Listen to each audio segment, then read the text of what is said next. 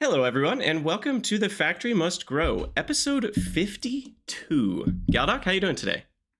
I'm doing good. How are you today? I'm doing well. This is a little bit of a bittersweet podcast. Today's going to be a different style. Well, style might be sort of similar, but it'll be a different type of podcast because it's the finale.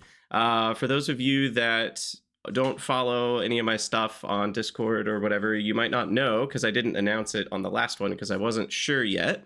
Um, But this is the finale episode. It's a bittersweet moment after 52 episodes, which is such a fun number. I didn't plan that at all, but it just worked out that way. 1 year worth of Yeah, content. 1 year if you did one a week, which I haven't been Yeah. doing. We haven't been doing the podcast one a week, but if you listening to it, you get through it in exactly 1 year.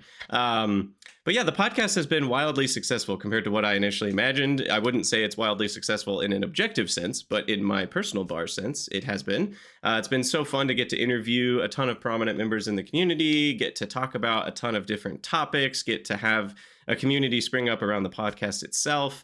It's been really rewarding to kind of get to fill a niche that was underserved and kind of still is, as far as I know. I don't know if there's another podcast that's sprung up in this category. Again, I know there's the Bottleneck show, but that one's a little different of a style, and it also is. They haven't been doing a ton of episodes. So as far as I know, we might be the only two factory based podcasts in existence, and this is the finale of this one. So we'll talk more about all of that. But first, as always, I want to thank the show's patrons. This show has been possible because of you guys, the listeners. And I'll speak a little bit more about Patreon specifically here in a bit. But I just want to say I'm so thankful for all of the patrons. And that's been a really big deal. I also want to spotlight one last mod just here at the end. I'm going to spotlight Pyanodons myself because I've put more hours into this Pyanodon save than I've ever put into any game, any one project or save or file or character, or however you would delineate one kind of thing in a game. I've never put this many hours into one thing in any video game ever. So that's pretty cool. And Pyanodons has been able to do that for me. And what's awesome about it is I'm still only like halfway through. Or I don't know if I was literally about to ask you how far are you through? Yeah, I don't know if I might be a little more than half. I don't know exactly, but it feels like about the halfway point ish, and I'm 450 hours in. So it's awesome. It's awesome. So Pyanodons is really cool, and if it at all sounds interesting to you, I'd say give it a go if you feel like you can approach it with the Zen Garden mentality. If you feel like you're going to struggle with doing the Zen Garden thing, it might not be the mod for you unless you've done some other mods already. But like I think anyone can dive in if they have the Zen Garden mentality, because that is kind of the mentality of like, I'm not here to accomplish a ton of things. I'm just going to dink around and I'll be done when I'm done. I don't have to accomplish any specific task. So if you can approach it with that, go for it. It's awesome. Totally fair. But yeah.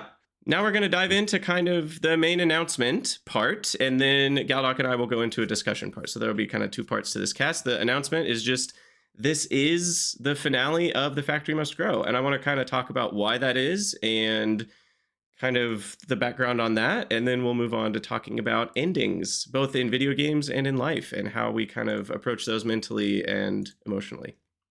Mm-hmm. So... officially, The Factory Must Grow is now on hiatus status, is kind of the word I'm using. It's kind of an indefinite. I don't have any specific plans about it. I or Galdoc may return for special one-off episodes in the future, and it's possible at some point the podcast resumes fully, but none of that's planned, and life is far too unpredictable to really make any promises there. I do have one thing that I'm pretty sure we're going to do, unless something crazy happens. We will do this, which is a special podcast for Factorio 2.1 and talk about all the changes that happened. What are the implications? What are the cool things we didn't know were like? That'll be fun. It'll be like the old podcast we would do about the Factorio Friday Facts. We might even, if they release a special Factorio Friday Facts that's like a total bomb, and it blows up everything and it gives us all sorts of new news, we might do a special episode about that. Things like that we might come back to talk about. But overall, the podcast is on hiatus and you can expect to not see anytime soon. And I will announce on my Discord in the announcements section if we're going to do a podcast, that will be announced ahead of time. Galdoc will announce it on his Taylor series Discord, and you'll hear about hear about it there. Mm-hmm. So regarding the background of kind of what's gone on here, like The Factory Must Grow was born as just almost an experiment. It was a little bit of a informed experiment because I'd been a content creator for 3.5 years, 4 years at that point, and been around the Factorio community a lot.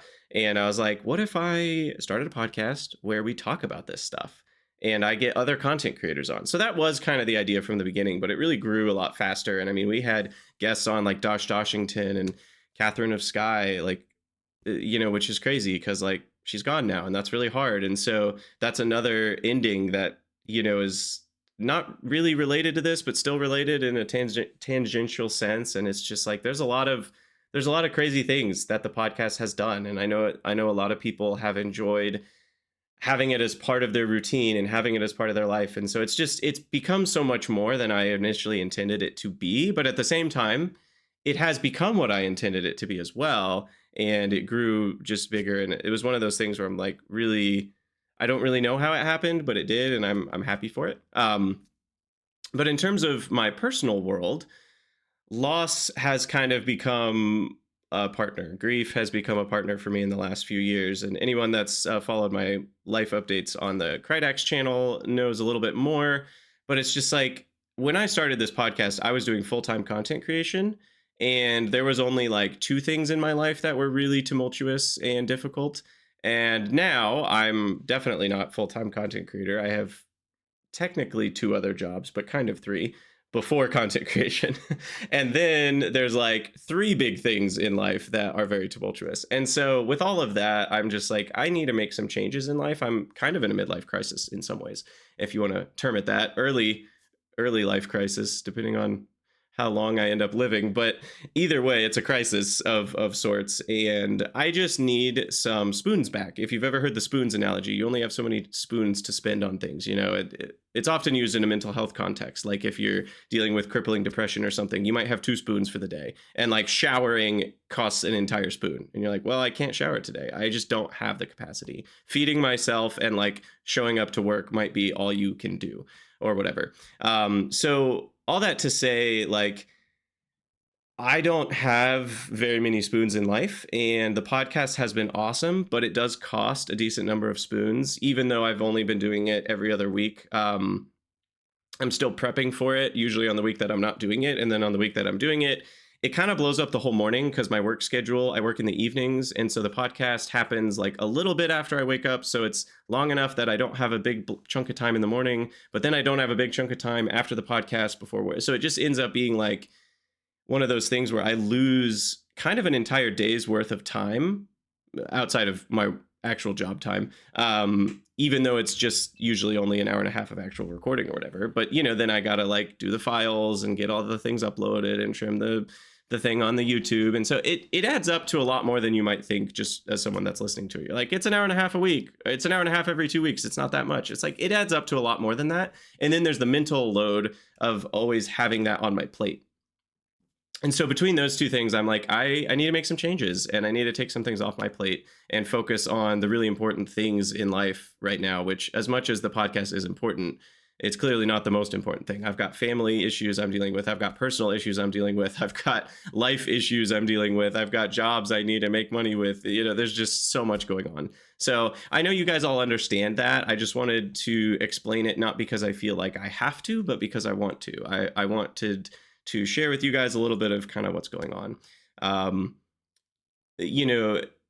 To kind of clarify a little bit in terms of actual producing stuff, I think the podcast has dropped in quality slightly as I've become focused on these other things. And I want to maintain a certain bar of both my own interest in something and the passion with which I'm approaching it. And I haven't had a ton of passion for the podcast. It's been more like, oh, okay, we got to do the podcast. Like, I always enjoy it once I'm sitting down and doing it, but all the prep work and getting it all figured out, that was not fun. I was there was one week where I just showed up and talked because I didn't want to do any prep, and I didn't. And that's not really my bar for like, what I'm putting out in the world.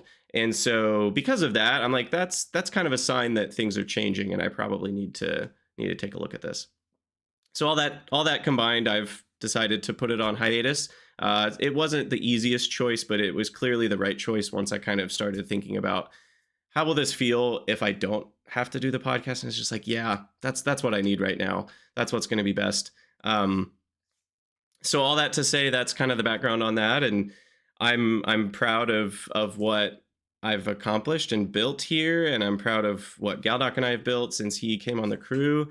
And I don't want that to end. The ending is not what I want, but it's like endings make room for beginnings, right? And that's sometimes how life works. So thank you all for being a part of the community, all your kind words and ideas and support and all of that. I will miss this. It's not like I'm happy to not have any more TFMG episodes, but at the same time, it's what needs to happen. So again, thank you for that. And just a quick note, the Pyanodon stuff will continue as usual. I have no plans at the moment to end that, but again, life is crazy. Who knows? I think the chance that I defeat Pyanodons is greater than it was when I started, but it is still very much less than 100%. So I don't know. Galdoc, what about you? Do you have any kind of thoughts here? Well, excuse me. I mean, I think there is something to be said, especially for people who consume content, and there's no shade being cast, but there's a lot of overhead that goes into doing this stuff. And you touched on most all the points. You have to write the thing. You have to sort of go back and forth on it. You have to, once it's done, you have to actually turn it into something that you can post on YouTube and upload to the podcast service, Spotify, I think. And the thing is that all of that takes time, and it's beyond what you would normally just do if it was just showing up at a radio station and yammering into a microphone for a little while. And even then, that still also has its own overheads. And all of those things do add up. They cost spoons. And as someone who tends to spread himself fairly thin, I very much understand. And I'm, arguably in a more stable place right now, currently in life. But I feel it, I understand what this midlife crisis is. Again, I don't know how long I'll live, but, as you say, it's the realization that you've got a lot of stuff that you still want to do, and you're not in your 20s anymore. And for me, I'm not in my 30s anymore. And I'm further I'm further through my 40s than I have left of 40s to go. So, yep. I understand. And so it makes you think, what is it that I need to do? And so you kind of have to get very, very, I don't say cutthroat, that's too strong a word, but you have to really prioritize. You have to say, you know what, these are the things that I'm simply going to set aside. And it's not that they're bad ideas. It's not that I don't have passion to fuel them, so to speak, but I'm out of spoons. Yeah. And I have to, which spoons will net the best sort of result for my life. And sometimes, especially when crisis hit, or more than one crisis, you have to be really, really, like, sometimes those spoons need to be spent on yourself. Yeah. Just making sure that you are in a place where you can meet the needs of the moment.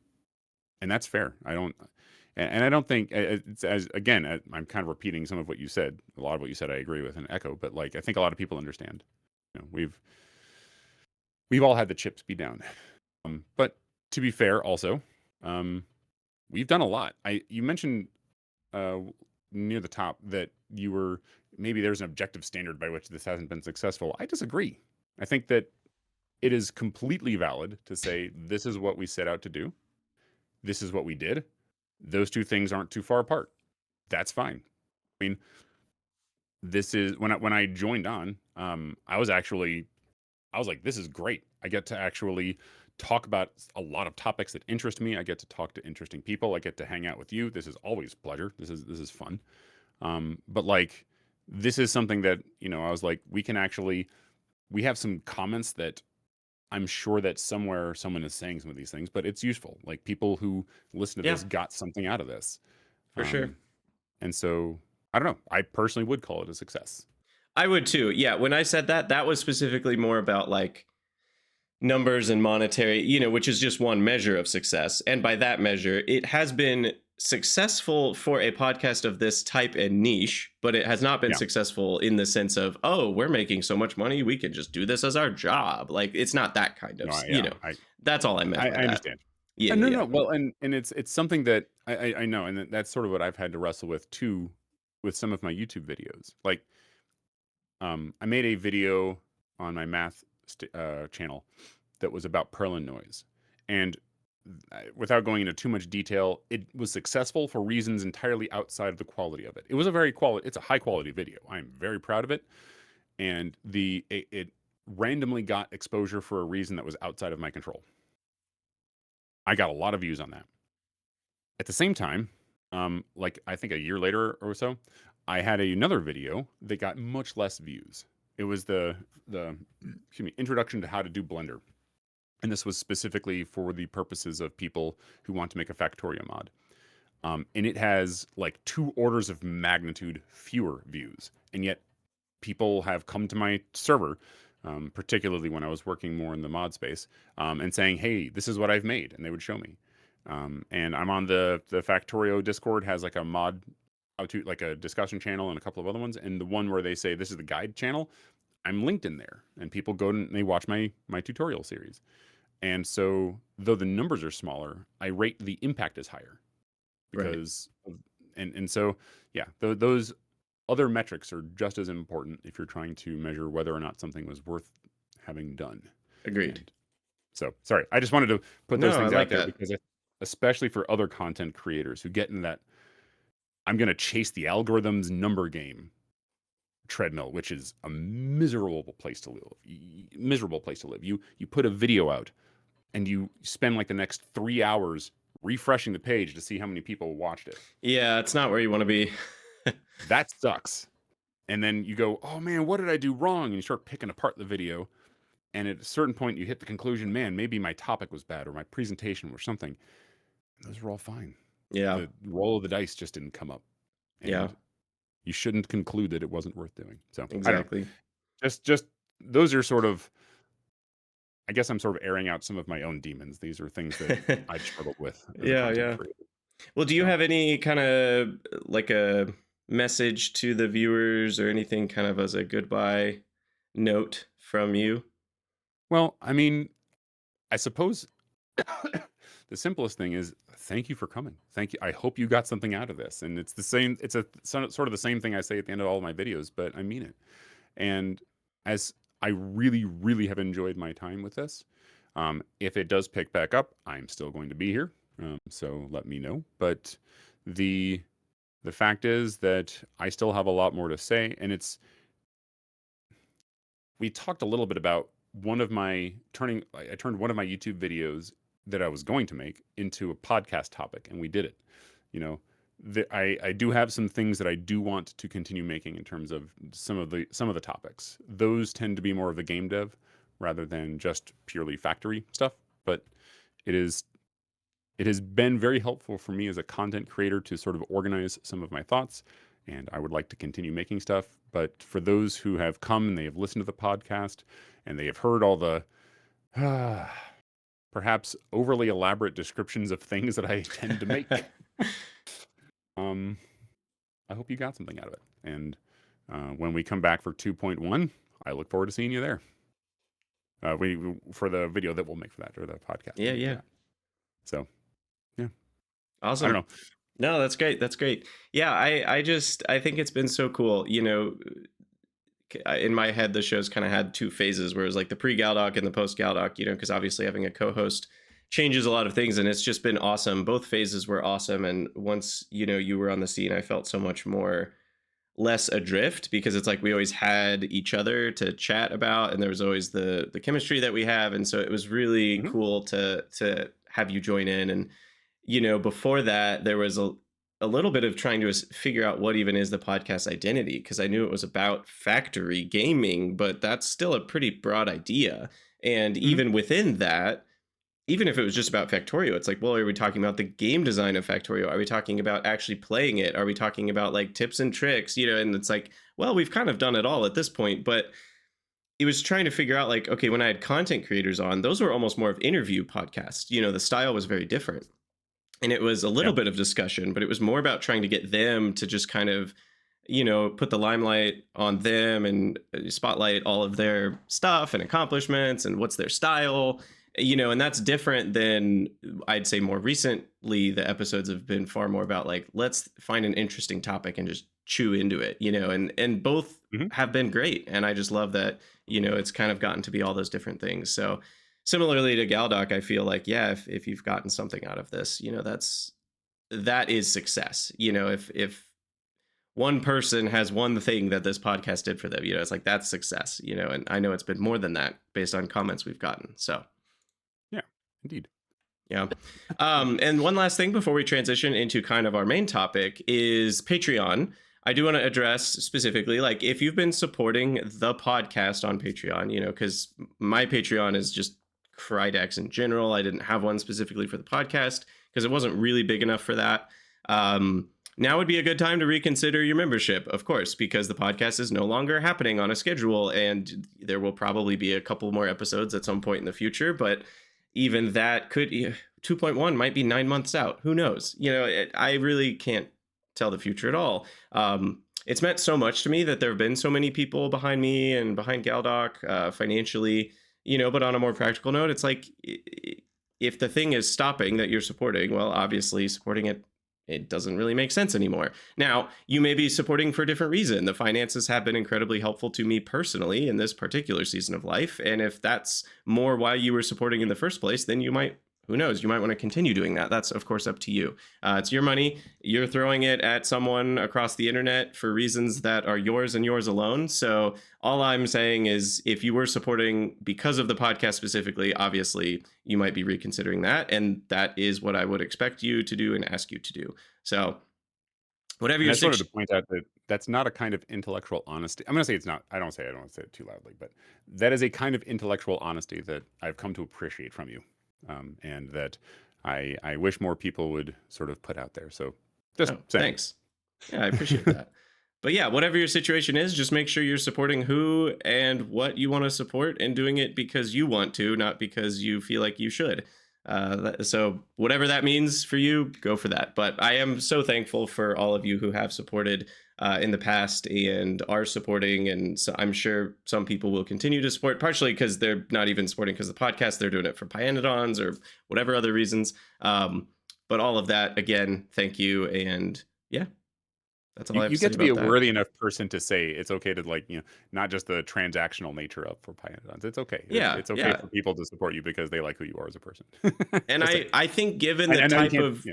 no, I think given the type of channel I've kind of built over time, I think at least I'd say probably a majority of the support is more about that than it is about the content. But I also think it's a little bit about the content. If I were to disappear and stop making content forever, it would dry up, and it should dry up. Yeah. Um, Right. but I think a lot of people are here for the relationships, and they're here for the community, and they're here for the vibes. And I do think it's more than just the content, for sure. Mhm. Indeed. In any case, we'll move on to our kind of main topic, which is about endings. It's about changing directions. It's about quitting, giving up, saying goodbye, being burnt out. It's very on topic for what's happening with the podcast itself. And I think it's on topic for a lot of things in life. It's an incredibly interesting idea, and there's a lot of cultural pieces with it too. I think in this country, America, I can't speak to other countries, and I can't even speak to all of this country because it's such a big country, and upbringings are so different depending on where you grow up and what your family's like and all that stuff. But at least in the spheres I grew up around, I think people don't quit, and I'll use quit intentionally here. It comes with a negative connotation, but I'm trying to kind of move away from that a little bit. I think people don't stop doing things voluntarily often enough. Now, that goes against the vibe of like, we need more grit in people. And I think we need grit too. I think sometimes it's worth persevering more than we do. But I also think we don't, it's the sunk cost fallacy, right? And we think, well, I started this thing, and so I have to keep going. And I think that is a really big fallacy in Western culture. And we got to get away from that. Just because you started something does not mean you have to continue it. If it is not serving your needs, why are you continuing it? And that applies to everything. everything in all of life. If you're not living in line with your values, with the thing you're doing, what's it for?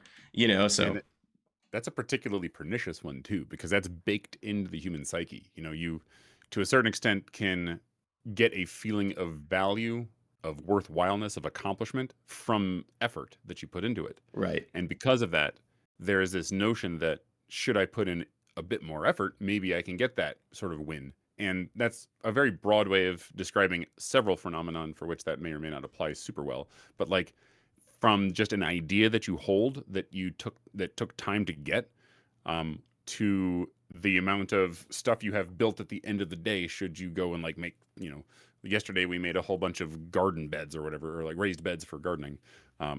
So, you have an accomplishment at the end of this thing, so it's got value, right? Well, you would hope so, because otherwise you just did all that in vain, and that feels bad. So being able Right. to process that feeling is Yeah, important, and it's hard. So, certainly, yeah, yeah. there's a couple kind of intro pieces to this. There's a quote from a book I read a long time ago that has stuck with me. I don't even know. I think I read this in my teens. And the quote goes like this: "A pleasure is full grown only when it is remembered. You are speaking as if pleasure were one thing and the memory another. It is all one thing." And this was one character talking to another. And I just, with that quote, it stuck with me because it's like, oh, remembering a thing is actually part of the thing, part of the joy of the thing. A thing Mhm. can only be a joyful thing kind of when you're remembering it later. Obviously, there is the very instantaneous moment of joy that you get when you are doing the thing, but that is gone literally in an instant. 5 seconds later, it's already a memory, technically, unless you're still doing the exact same thing, But let's say there was a funny joke and you laugh. Even the laughter is like now based on like, oh, I'm laughing because of that thing that happened. That's a 5 second later memory. But then like 5 minutes later, you're like still sort of riding that high. And then maybe the next day you remember the joke and you smile. And then the next week, like you think about the person that made the joke and like it builds. All of these things are part of the memories of the moments. And so the reason I bring that up is because we want to form memories about things, not just do fun things. We want to form fun memories. And those aren't exactly the same goal. And when it comes to video games, you know, remembering a video game fondly is different than did I have fun while I was playing it? And there are things that feel fun while you're playing it, but then you look back and you're like, oh, I was just wasting my time. Like, why was I doing that? And that's because video games often give us like dopamine hits and stuff. And the dopamine is fun. It feels good in the moment, but it doesn't actually do anything for our brains or our emotions or memories. And so when we look back on playing it, that's not that fond of a memory because it was just a little pile of dopamine and that was all we were doing. And that's not that special of a memory. Just want to point out this also applies to humor as well. Like, what's the difference between a kid joke and a dad joke? A dad joke is full grown. Oh, God. There it is. Boo. Now that's a memory that you have that we Yes. can. Galdoc making dad jokes is certainly on the list of memories. Um, that's good. That's good. But all that to say, there is a where was I on the notes? I'm so sorry. Oh no, you're But good. no, You're good. But yeah, all that to say, just shaping memories is kind of a big part of like whether you should stop something or not, and when to stop something, and when ending is good versus when ending is less good, and like when to return to things. I think a lot of it is it's helpful if we think about it in the context of regrets or memories. Like, will I regret not doing this? Well, if so, you probably should do it because like you don't want to have regrets. Like, like, will you regret and doing it? Well, maybe don't do it. Like, these are things to think about before you get into something. And then after you've done something, it's like, will I regret continuing this or will I regret stopping this? It's that can be a helpful way to think about it. and it's something to remember in the future, because sometimes you try something and it does not go well, and you think back, man, I should have known I shouldn't have done that. But then you want to say to yourself, wait a second, I literally had the declarative thought I would regret it if I didn't at least try. And to a certain extent, that can be soulless if things go south. But like, if you Right. don't remember that, then you might beat yourself up I don't know. Just a Yeah, it really just a helps thing. with when, because failure is inevitable, but like if the reason you did something wasn't about the success in the first place, it's like, oh, I wanted to try this. I just would regret it if I didn't try it. Then that can Yeah. free you up to fail later, which is great. Anyway, in the Really. Factorio microcosm, I think this shows up a lot in terms of like restartitis. Like we lose interest in a base, maybe another game comes out, maybe something happens, but it's a tale as old as time in the Factorio Discord Mhm. and the Reddit of people like, especially before Space Age, people posting like, I finally got to oil for the first time, or I finally got to oil and didn't quit, and I made it to the next science pack. That was really common, back in the day. Now with Space Age, there's such a much further ahead finish line that people are petering out a lot less in those phases, I think, or I at still least they're not haven't been to sharing it as Aqualis. often. I still haven't been to Aqualis, and I still haven't gotten to the edge of the solar system. I Yeah. just I how do think more people are not finishing the game than before, but I do think also more people are getting past oil on Navis. they are. Because the finish line is so much further, there's a little bit more of that drive to go. But all that to say, I think gamers are probably in the ditch of forcing themselves too often to keep playing, and uh, I think a lot of us would benefit from being more okay with allowing ourselves to stop, to end, to move on, to say goodbye to our Factorio base for one reason or another. It might be for a new Factorio base. It might be for a new mod. It might be for a new game, a new experience. It might be for Yeah. something in real life. There's a lot of reasons we might stop something. And a lot of them are good reasons. There's very few bad reasons to stop playing a game, because games are for entertainment, right? And so there's not a lot Mhm. of bad reasons. If you're stopping, it's probably a good reason. There's always like, And I it lost my power, my computer broke. I'm ignoring that. Like, obviously, right, right, catastrophes right. and accidents and emergencies are all bad reasons, but yeah. Yeah, and it's something that I think about a lot because as someone who basically is a machine, my body is a machine that turns money into games unplayed on Steam in my Steam Yeah, library. there's the meme. Um, and it's true. That I don't say FOMO, but like sale comes around. I'm like, oh, I might play this game. It looks fun, and so I buy it because it's on sale, and then it just sits in my library because I don't actually.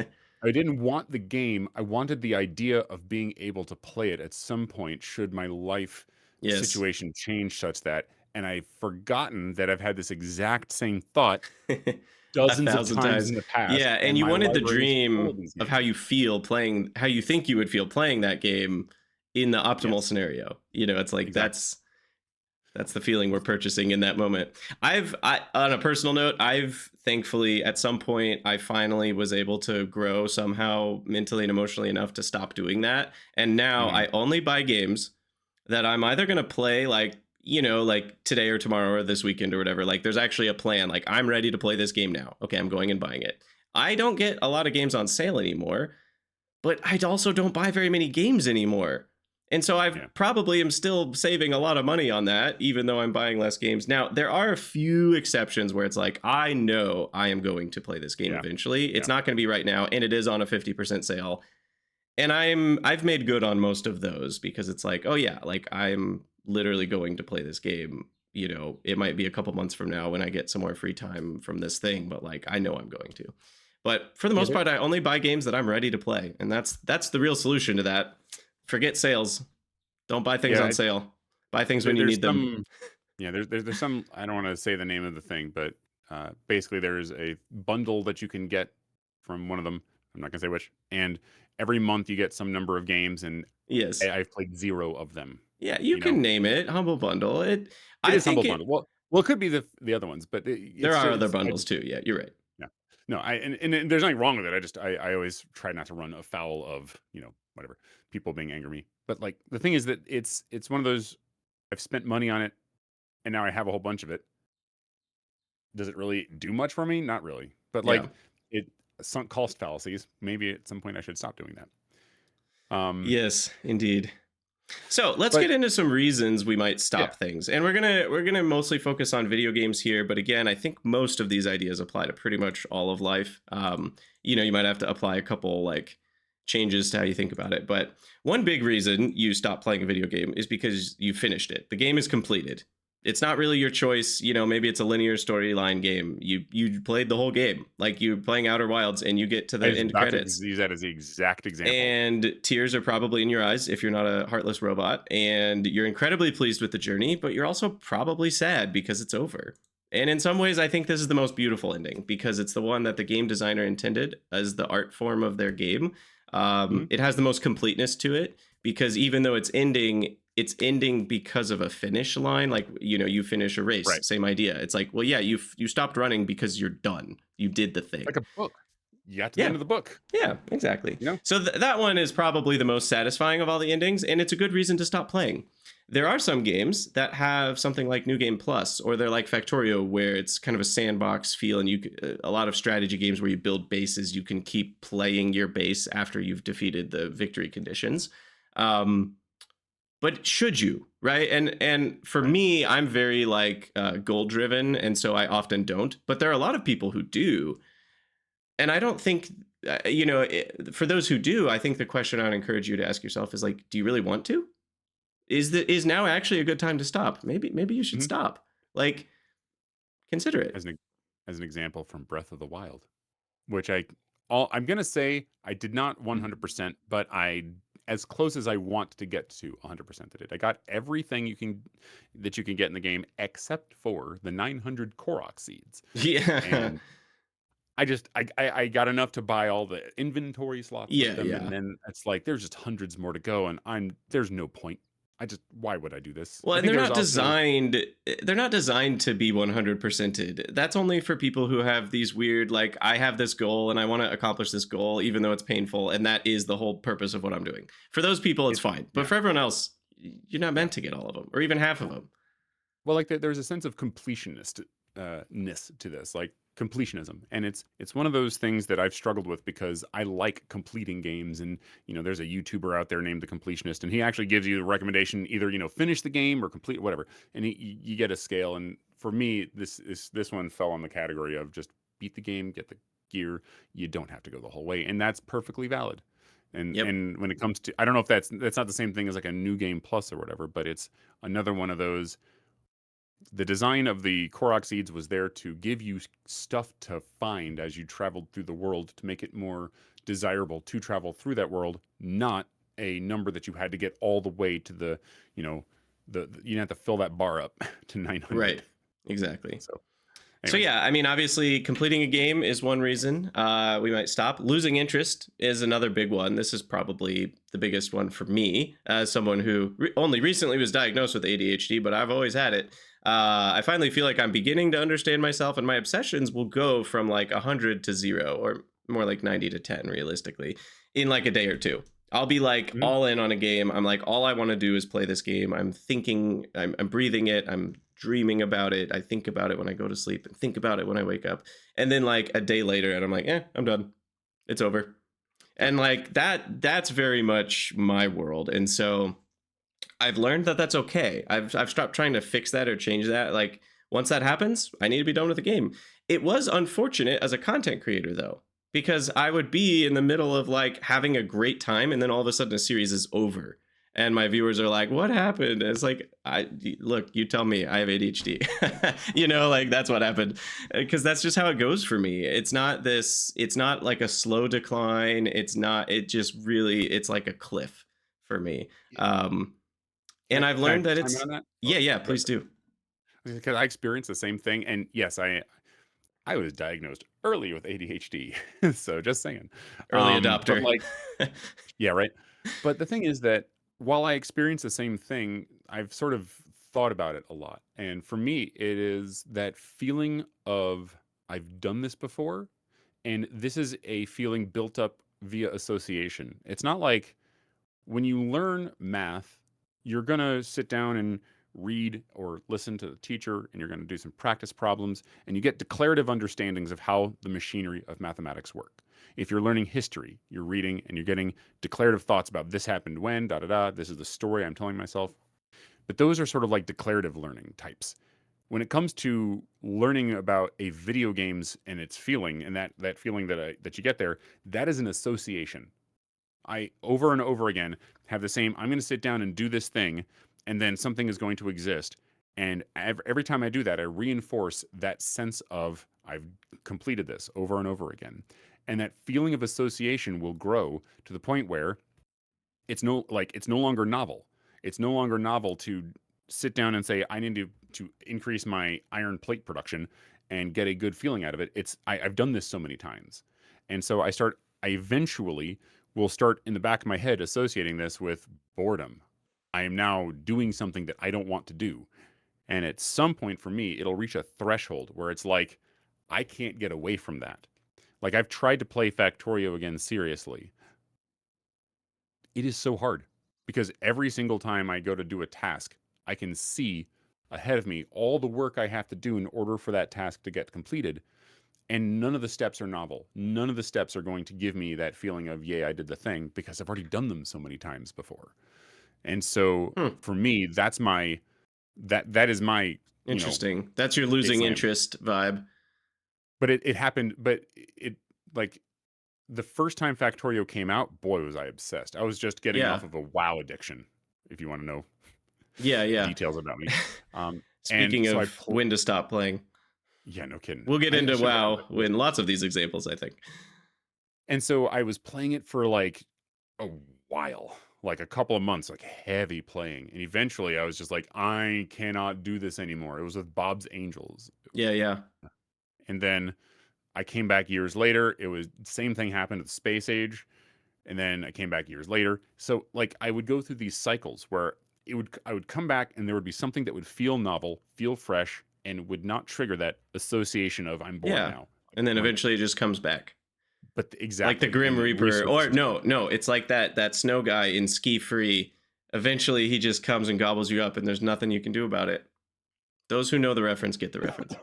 I unfortunately do not, but it makes sense. Yeah. And that's it. And so for me, that's just sort of my internalization of that one. So I just wanted to comment Yeah, on it, no, 'cause well, that was and I like that you yeah. added that because it's very different than mine, right? For me, my obsessions falling off a cliff, or my interest falling off a cliff, I don't think it has anything to do with boredom. I think it's an interest level thing, which arguably is like, two sides of the same coin, maybe, but like boredom could be a lack of interest type idea. But I think they're different. And I think losing an interest is not the same as feeling actively bored. Boredom is Mhm. almost a positive feeling, positive meaning it's adding something to your emotional state, whereas Mhm. lack of interest is more of just a void of feeling, and those are two different things in my mind.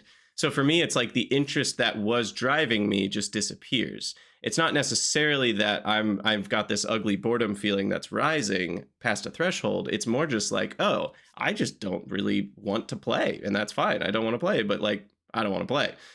I don't Yeah. not want to play. I'm not hating the game. I don't think negative thoughts about it, but all of a sudden I just don't want to click on that icon on my desktop. So for me, Yeah. it's more of that kind of thing. But all that to That's fair. say, regardless of why you've lost interest, it's okay to stop playing. You can be okay with having the fun that you had and then not needing to finish whatever it was you were doing, whether it was a quest or a base or whatever you thought you were going to do, which was beating the game. Maybe you really wanted to beat the game when you started and now you've lost your interest. It's okay to be done. There are times when perseverance and longevity in life are valuable assets, but a video game, which 99 times out of 100 is purely for entertainment purposes, is not the time to do perseverance. It's the time to listen to your body. You're there to have fun, so have fun. And all that to say, you can be done. And one of the big reasons, I think, is because it will. Sorry, I'm not being clear. One of the big reasons to stop, one of a strong argument that you should stop as soon as you lose interest and not try to push yourself, is because it will sully the memory. And back to this idea Yeah. of remembering a game and how part of a pleasure of something is actually how you remember it and being able to remember it. There's a Veritasium video that came out, and I'll leave my thoughts about that channel on the side. It's turned a different direction in recent years, but overall, it's still a great channel. And there's a video that was called, I went back and looked it up. It was called Why People Prefer More Pain. And it was a very interesting video. And it was about like this experiment where people had like cold water, and when it was colder, aka it was more painful to leave your hand in it, but then they warmed it up slightly at the end. They preferred that experience to one where the average was just kind of bad the whole time. because the ending was better. People so the bottom line, and he even wrapped into like talking about vacations at one point. Like, how do you, like, people remember vacations more fondly, not because they had a good week, but because on the last day we went parasailing. And it's like, so having a spike of good at the end increases your fondness of the whole by an inordinate amount. Like, it's extra. If we're That's talking about interesting. efficiency, if you want to be efficient with your memories and life and good times, don't take a 7-day vacation, take a 6-day vacation and spend what you would have spent on that 7th day doing extra good stuff on the 6th day. And you will remember that 6-day vacation better. It will be a better vacation. Like, you'll be That's like, oh, that interesting. was such a good time because we had that super fancy dinner and like we did that special thing, whatever it is that you would enjoy remembering. Um, Yeah, yeah. that's interesting because it feels to me like, I mean, I have not seen that video, but the phenomenon makes sense to me, and it I think probably has something to do with the fact that the human brain kind of desires contrast. We when there's a contrast between a lower low and a higher high, our brain sort of wants to engage with that, in terms of remembering it and turning it into a memory or something. So Right. that's an interesting way of looking at it. Yeah. And I hadn't so considered that. so overall in the video game sense, like, that's why if you end on a bad note, you are more likely to have the whole process sullied. Even if you were having a lot of fun and then you pushed yourself a little too far and you play the game for a few days after you've lost interest, when you remember the game as a whole, you're going to be like, it just wasn't that good. When it really was for 95% of the time you were playing. It was just that very end that you kind of lost it. And now you remember the whole thing, that like it kind of paints the whole picture with what happens at the end. Now, that's not like it's not a black and white thing. Obviously, if you have a great time for 200 hours and a bad time for 5 hours, I am not saying your memory is just going to be that the game is bad, but there is a little bit of that going on, that what happens towards the end of a thing colors the thing much more heavily. It's weighted more heavily. I mean, when I was taught to write essays in, high school or whatever, it was start with your strongest, have your Hmm. middling thing, and then end with a good finish, whatever Yeah, your point you're yeah, trying to support is. exactly. So, yeah. And It JD plays. The bottom line is people like a happy ending, is what he said. And he's Yep. right. He's right. It is true. We do want the ending of something to be a good thing. Now, there was also something about like the middle. Like, it's good to have a spike in the middle as well. It's Yeah. not like you don't just want a flat line. But that I'm getting. You can go Sure. watch the video on Veritasium. Highly recommend it. But what's funny is that, well, I'll say that one after the podcast. It's fine. I'll Okay. derail us too much. But But yeah. So yeah, so that's kind of an idea about like when you're losing interest, let yourself be done as soon as that hits. And it might feel a little abrupt. I know for me, I've had to learn it's okay that it's abrupt. Like, it feels weird, it almost feels wrong to go from being obsessed with a game to just like literally not even starting it up, and I don't even care about it anymore. Like, mm, it's just how it works for me. I see it pop up in Path of Exile 2 a lot because that's a game I do love, and I see people on the Reddit or the Discord there like, I'm bored. What else do I do in the game? And it's like, stop playing. That's yeah, move okay. on. Like, it's a game. You see it a lot with games as a service games. People feel like Yes. because it's a game as a service, I should be able to constantly play this game and always be getting some level of enjoyment out of it. I should never have to stop. And it's like, well, that may be true for some people. There's a lot to do, but you may not have the things you need that you could play this game for 4 months straight and not get bored. And that's fine. If you got bored, then stop. That might be because you beat the campaign. That might be because you beat Arbiter of Ash, which is like the ultra boss. That might be because you got 6 hours into mapping, but you kind of finished your build and you're like, well, at this point, it's just more mapping and just getting gear that's slightly better than the ones I already have. But like, I've mostly finished this build. Okay, wherever it is, you can be done at any point because you don't have to play.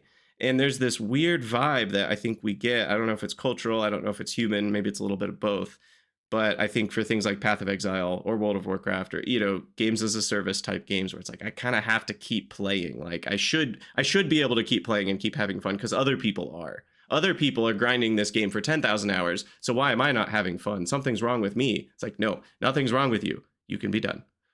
I Yeah, release I'm you. thinking I'm thinking back to my WoW days.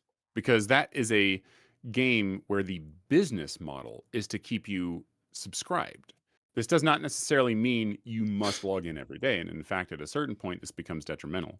If you have a bunch of people logged in, while they are sort of creating that, social network of people who are all doing the thing, which is a very powerful motivator, it also is like, server taxing and stuff like that, right? Right. So there is overhead involved with it, but generally speaking, I'd imagine that the amount of overhead they have to pay for is far outweighed by by the fact that people will continue to pay money to them. But they build those games deliberately so that you cannot ever feel complete, so that you must Yes. always have a goal. We'll get into that. You're kind of we'll get into that topic. That's a Fair enough. separate bullet point on our list, because we are going to talk a little bit more about when quitting can actually be healthy, not just what you want to do. That one feels more like extracting yourself more than it does Exactly. feel. Yeah. That's different. A recent example for me with just like I just need to be done was Hades 2. I got hooked on it. It was great. I played 22 hours. I didn't like fully beat it, but I was done. And I was like, I had the fun I needed to have, and that's okay.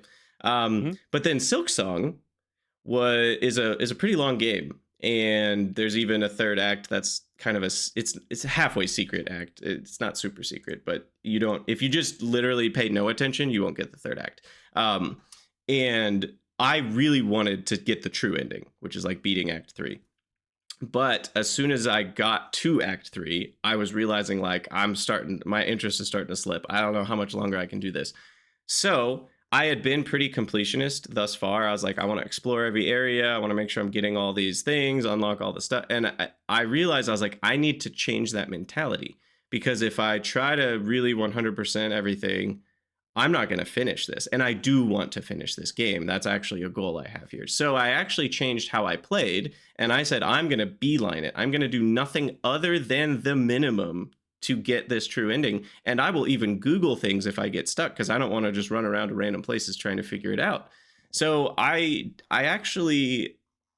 was kind of happy with how I did that, because I was like, I knew myself well enough to know I don't have too many hours left of enjoying this, but I also really want to beat it. So instead, I'm going to change how I play, and I'm going to drop the completionist mindset, and I'm going to play to just finish the storyline. And it worked out. I ended on a happy note because I wasn't burnt out. But I think if I had stayed completionist, I either wouldn't have finished, or I would have had a bad time for the last 5 hours or whatever. Yeah, they call that a life hack, when you understand your own psyche well enough that Yeah. you can do that sort of stunt. And it's good. It's good. I still have that kind of happened to me. I played Hollow Knight. I didn't 100% it, but like I did a bunch of what I would consider to be the major goals. But then when I try to play Silksong, I have beaten the first boss, and then I was like, all right, I'm good. And I'll go back to it at some point. I'm just not ready to cycle back to it yet. Yeah. This is getting ahead of ourselves a little bit again, because oh my gosh, that's how I do. But yeah, cycling back to a game is a thing that I do like doing sometimes. Totally. And not necessarily just for like the comfort food feel. Like if I'm playing, I used to play Mega Man X for comfort food. Have I beaten that game? Yeah. Do I 100% it every time I play it? Yeah. Is it a good way to spend half an hour? Yeah. Yeah. It's comfort food. It's just exactly. So yeah, another big reason to stop or end things is IRL changes, right? Like you moved. Moving, I feel like I always change video games when I move for whatever reason. And it's just like whatever it is, I'm in a new place, and the interest that I had in the previous game was tied to the room it was in, I guess, or something, because I'm just like, I don't want to play that game anymore. And I play a new game, and that's fine. Other games releasing is kind of the IRL change, because it's like a external context, but it's kind of like you're losing interest in the current game because there's more interest in a new game. That might be the case, but often when a game that I'm excited about releases, I drop whatever game I'm playing. That happens to me. Those are good reasons to stop. Yeah. I mean, I've every time it's funny you said that, because every time I've moved, I've changed whatever video game was on my mind too. I hadn't even thought about that. That's kind of funny, actually. Yeah. But yeah, there have been times when I'm trying to think of good examples, but the tagline is basically, I just ran out of hours in the day, and something would have to give. And there's only so many times you go to the sleep slot of your schedule and pull an hour or two out of that. At some point you really do need to not do other things. Exactly. And as a Yeah, parent well, of and the 3, I IRL can tell you it changes happens a could lot. be, yeah, exactly. You could have just gotten a new job or whatever, and it's more hours. And it's like, well, now I don't have enough hours to like play enough of this game to really enjoy it. I need to play a game that has faster hits, like Balatro or something, instead of like, oh, I'm playing WoW for 3 hours and I'm doing these raids. Maybe it's like, I play Balatro because I only have half an hour between work and bed, and Yeah. then I have half an hour in the morning after breakfast. It's like, you got to find something that fits your schedule and your life and your vibes. And it might not be the game you were playing because your life and schedule and vibes have changed. And so that's a good time to kind of call that into question. And this leads me into calling things into question. A good reason to stop a game is when the game isn't healthy for you. This one's a little Yeah. harder because this often requires you to push against what it feels like you want, whereas these other ones have all been like, listen to your body. Like, if you're feeling like you've lost interest, then that's okay. You can just stop. I'm trying to encourage you to like listen to your body. Well, when the game's not healthy for you, that's where your body's actually working against you. Well, or your brain in this context is working against you, and the addiction or whatever unhealth that's happening is somehow what you want, and it becomes that thing where you have to push against what you want to get what's actually healthy for you, which in this case is stopping the game.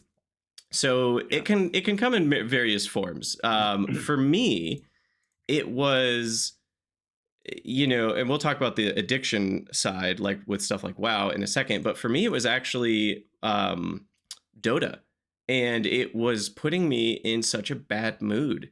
I loved Dota. I grew up on Yeah. it. Warcraft 3 Dota before it even existed as its own game. Then there was Heroes of New Earth, which was like a reskinned Dota, but its own client. And then finally Dota 2 got made by Valve, and it was great. And I loved it. And I played so many hours of that game, and I love the game. I still love the game. It's very fond in my memory. But like, I would spend 3 hours gaming, and I'd be in a horrible mood afterwards. And part of that, it might be different if I were to go back to it, because I'm a much more emotionally healthy person now than I was back then, and I might be able to say, hey, if I lose, I can still have fun. The Zen Garden in Dota, maybe I could do it that way now. But back then I definitely wasn't. And, my teammates would be feeders, or I'd be a feeder, and I didn't play very well. I made these mistakes. I just get like, and I'd be mad. And I'd be like, wait, I just spent 3 hours of gaming, which is supposed to be fun and refreshing, and I'm grumpy You after I spent close the game. spoons when you were hoping to get Yeah, spoons. I'm not even grumpy while I'm playing the game. I'm also grumpy after the game. And so it's affecting my life outside of gaming time on top of everything. I'm like, this is not good for me. And at some point, I just had to stop, because I was like, as much as I like this game, this is not good for me as a human. It's not good for my emotional and mental state. And a lot of, I think, multiplayer games, competitive multiplayer games, are more likely to be in that category that I just talked about, because losing feels bad, and those games you lose 50% of the time if you're in a well-matched scenario. And so you really have to figure out, how can losing be very fun for me? Otherwise, you probably shouldn't be playing those competitive games, because you're going to lose half the time. So unless it's a game where you really can appreciate the loss as much as, maybe not as much as the victory, but in a way that still feels satisfying, it's not going to be a good time. And for me, Go, the board game Go, I do enjoy losing, because I feel like I'm learning something. I feel like I'm growing, and it doesn't feel bad when I lose a game of Go. And so I can play that game online against random people, and I don't ever get grumpy. So you just have to figure out for yourself, what are those spots. But you may have to tear yourself away from a game you like if it's putting you in a bad headspace, is kind of my thought there. And that happened to me a lot, even with WoW when they did arenas where you would do 2v2, 3v3, or 5v5, or just dueling in general. And it was something where there were plenty of times when it was okay to lose, and sometimes it wasn't. But there were times when it just felt like the things were tipped against you and it was unfair. And I don't like coming away from playing a video game and feeling bad. So there Yep. are a number of video games on Steam right now that I have hidden so that I don't even think about them, um, because they just frustrated me too much. And one of them might surprise you: Terraria. Mm. I have played so much Terraria, and yet I continually get super grumpy when I get into a situation where I am gonna die, but I haven't died yet. And there's like 30 seconds of that downward slide to, you simply cannot survive this situation, but you haven't. And that is like, it tweaks me in such a way that I'm just like, I can't engage with this without getting frustrated. Like, I Yeah. haven't figured, I am, and at this point, I'll play the game from time to time, but like, the way they make the game harder typically is the enemies get more hit points and you take more damage, and it's like that Yeah. doesn't feel Not fun. the I like best it when balancing. well, and that's not entirely true. There are some bosses that get new attacks, but I would love a mode where the enemies were still reasonable to kill, but like the bosses were harder because that would be cooler. But they don't do that. But at any rate, the thing is that I Clearly it would come away frustrates from, you. and I don't like that feeling. So Yeah. I just wouldn't do it anymore. So Yeah. yeah, no, I mean, and especially when you don't want to be frustrated around your kids. That's Yeah. not a good sign. You don't Yeah. want to like I have to sit here and I have to like tamp it down, and I teach them it's like, okay, sometimes it's okay to just turn the game off. And I literally teach this as a lesson, and to their credit, they'll get like super frustrated because they fell in lava and lost their diamonds in Minecraft or something, and just be like, okay, I gotta, and they'll say, I Rage gotta rage quit. quit for a while, Yeah, and exactly. or the crash out, I think is what they're saying these days. But Yeah. same thing, and they recognize it. So, Yeah. uh, And so another most another big unhealth from gaming is obviously addiction. And that one, this one's an older, even well documented scientifically at this point thing with stuff like World well of Warcraft. exploited. Let's And say yeah, it. it's exactly their business model. Late stage capitalism is all about like, hey, we're gonna get every penny we can from you. There's no morality to it. It is every penny possible at any cost. And that's what Blizzard is in the business of doing with World of Warcraft. And they have been since minute one, even when I would say since minute one, Blizzard was a better game dev company. It still was a capitalist company that wanted every penny possible, and they were making the game. They probably had a little bit more of a priority on like, well, we could do that, but that would be really unfun, so let's not. There were probably still some devs saying that at the beginning. I doubt there's anyone saying that anymore, not with any power at least. And it's all about keeping you hooked and keeping you playing and keeping you subscribed, right? Any game that has microtransactions or premium currency or a subscription model, they want you to play more because that means you will spend more money and other people will get pulled in the game the more people that are playing, so they'll spend money. And it's just this like, that's why they do it. They design it to be addicting. And you as a player aren't seeing that. Like you're having fun, or what feels like fun. Why don't you talk a little bit about WoW? Yeah, I was gonna say because, You have well, I'm a the little dangerous experience. to talk about in this one because I'm very grumpy about most all of the, not all, but most all of the incarnations of what you're talking about. When a company says, we're going to put this thing in here that you can have, and it's a status symbol, or it's to help you solve a problem that we created with our game design choices. Mm-hmm. And what I tell my kids, especially when it comes to cell phone games, I tell them, I want you to understand the fact that they have ads in there was a choice. They don't have to be in there. If they sell you a way to get rid of those ads, they're doing that because they want more money. If it's a free game and you're paying to get rid of the ads in the first place, that's a different story because Sure. it was free and they do want to be paid, but they'd also like people to experience it. And I can see an argument there for, you give them the $3 or whatever it is, and then ads go away forever. And I call that one fine Yeah, because that you one's gave them fine free. because that's just purchasing a game. Exactly. But like when we're talking about even after you've made that purchase, I'm thinking Angry Birds. You would buy it and you would still have like ads in the game. And you're like, well, hold on a second. How does that work? Because I've already given you the money, and then Right. they want money on the back end too. Or, and this is the more pernicious one, when it's very obviously a pay to win scenario where you basically they're hoping you're going to pay them money so that you can have these perks in your game.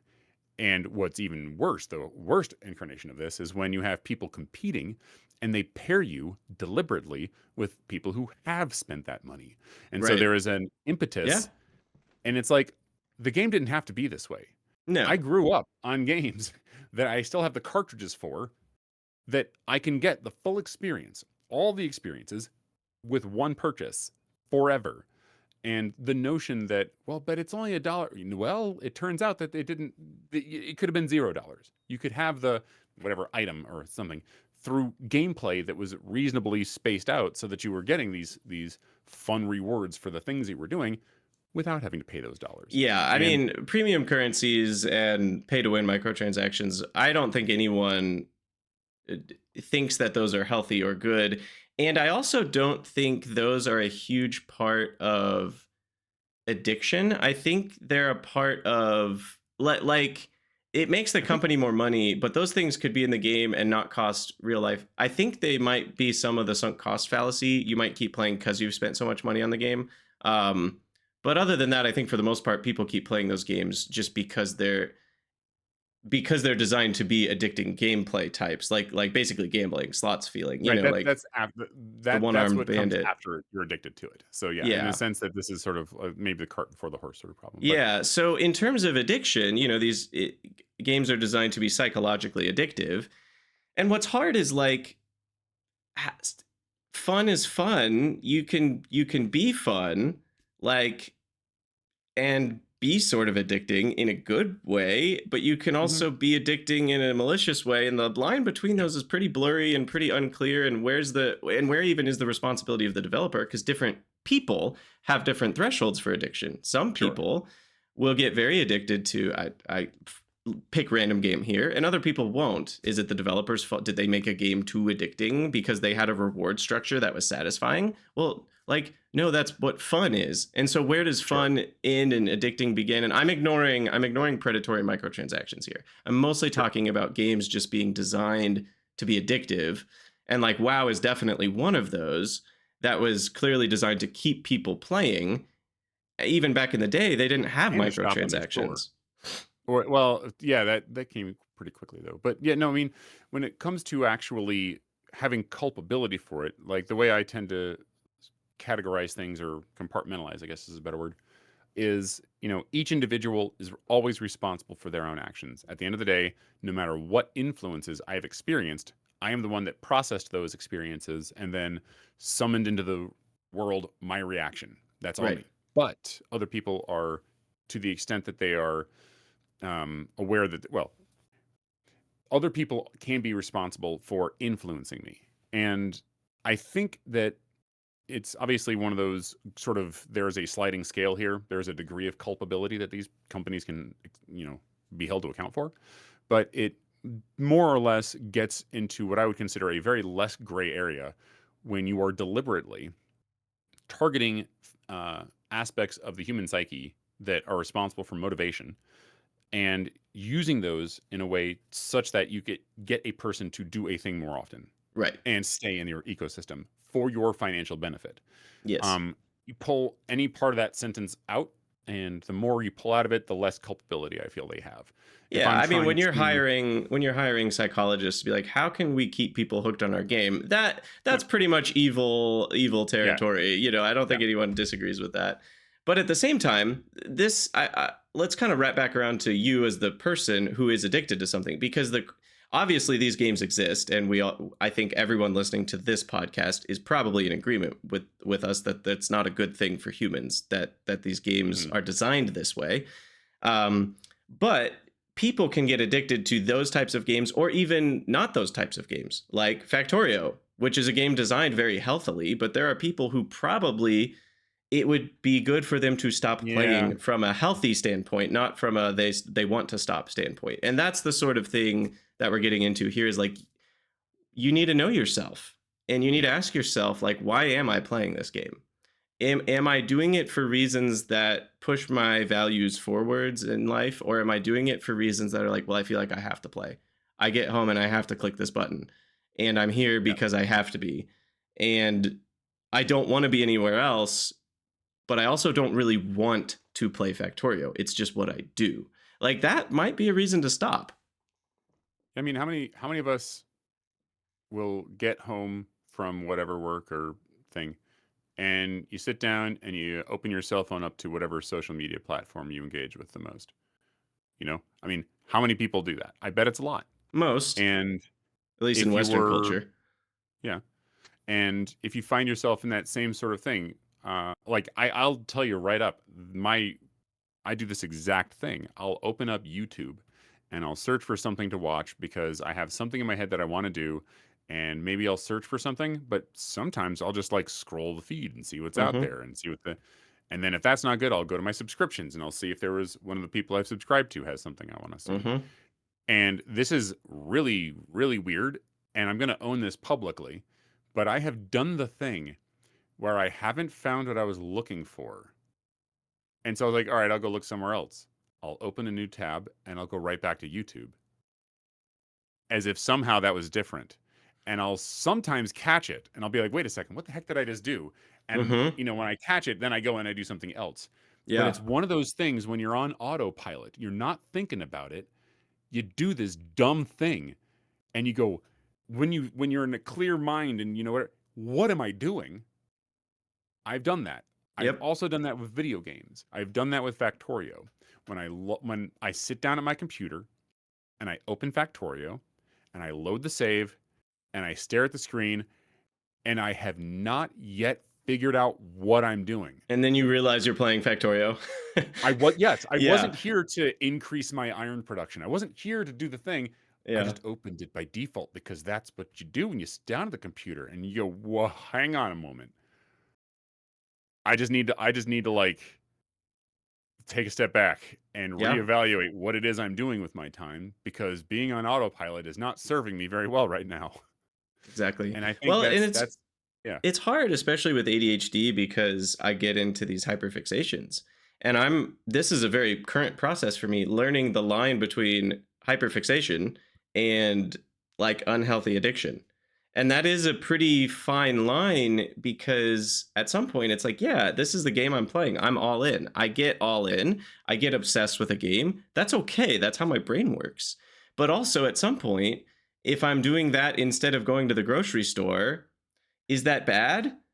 It might not be if it's only for one day, but how long am I doing that? And it's like at some Yeah. there for me, I have to figure out where that line is, and it's not in the same place that it is for everybody else.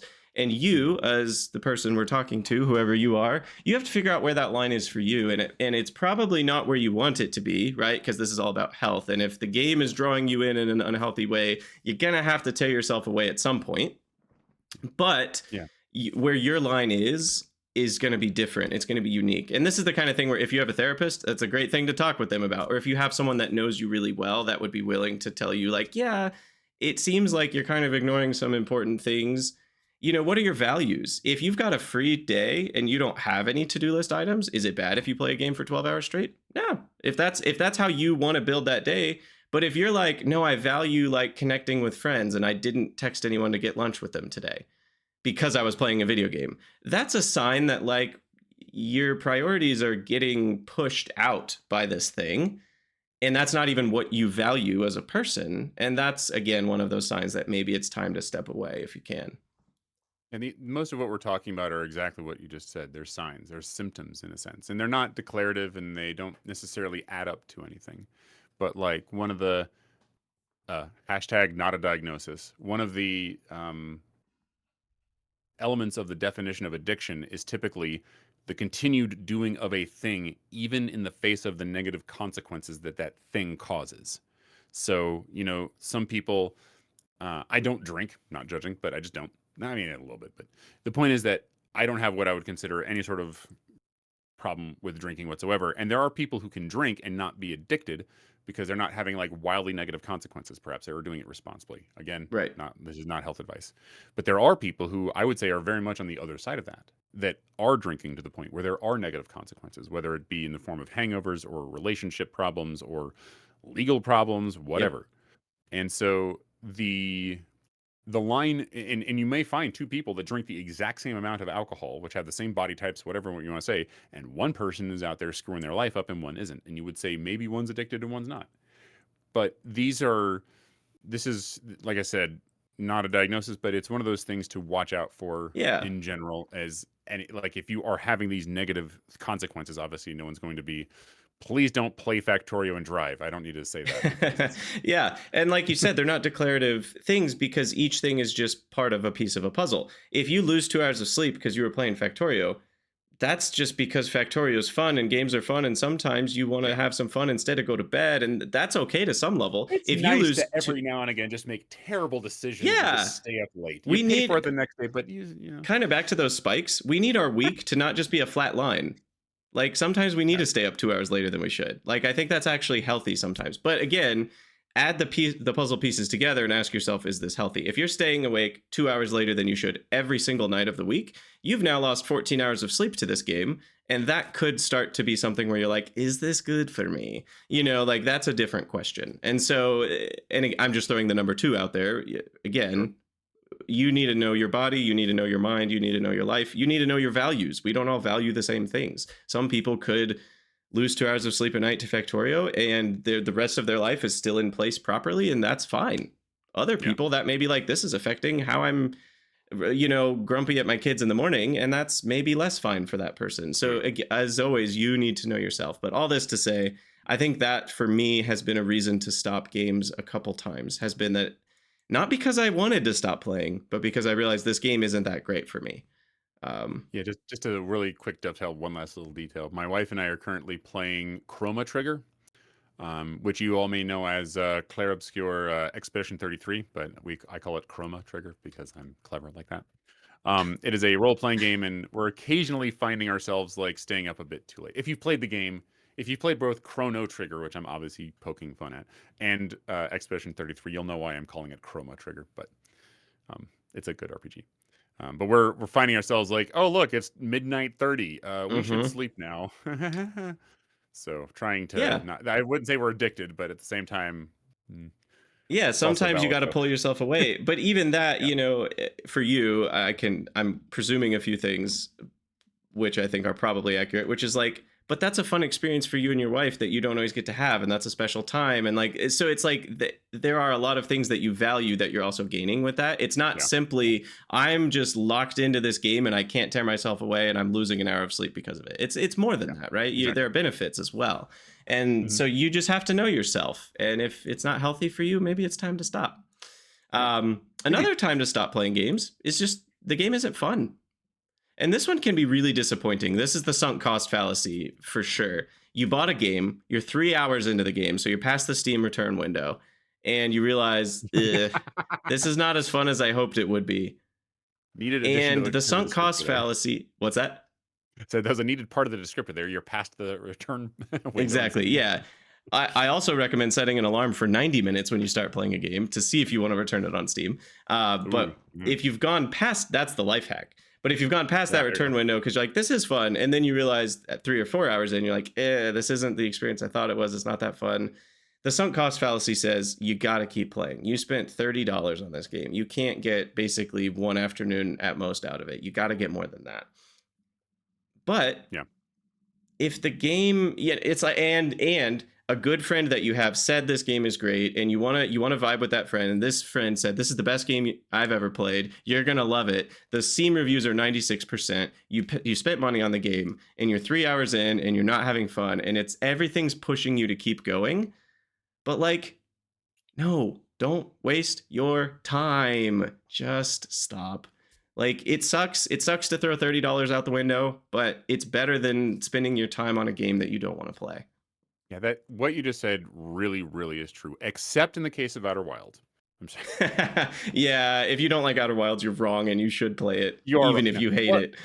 Actually, there is another side to this, and I'm only going to mention it because I watched a YouTube video on it recently, and it was that someone did an analysis of their friends, so not like a huge sample size, of people who played Outer Wilds and bounced off of the game versus those who played Outer Wilds and got hooked.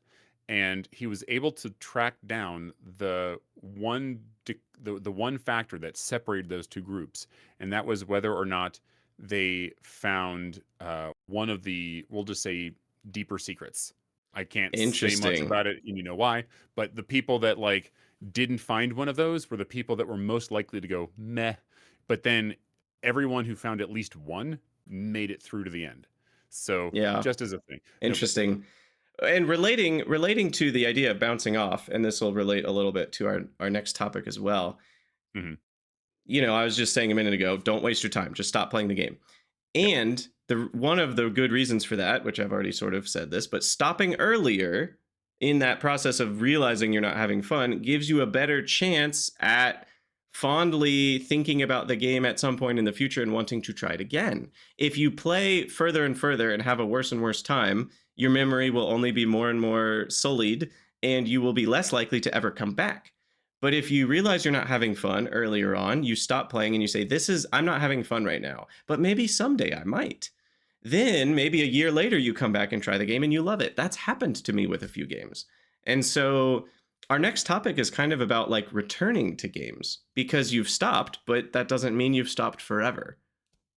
Yeah, you've made me think of an example that I didn't write down because it wasn't a game, but I just want to throw it out there because spontaneity. Have you ever read Homestuck? No. Okay. So everyone I've recommended Homestuck to, and this is true for the person who recommended it to me, read a little bit of it and was just like, I don't get it.